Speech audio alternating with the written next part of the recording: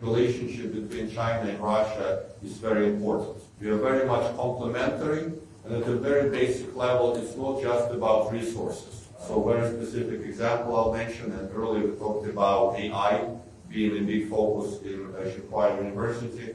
Well, Russia is actually the cheapest source of energy for AI out of any nations. Why can we be the cheapest source of energy for AI? Because we have huge gas deposits that can either be used to supply natural gas or can be used as energy for AI. So imagine Russia and China partnership in AI, where China achieved amazing results. I mean, we all followed the DeepSeek revolution. It broke the monopoly of some of the countries who try to create technology monopoly. But imagine the best minds from Tsinghua University, AI, technology, people in China with Russia working together, but having a 10 times cost advantage on AI energy.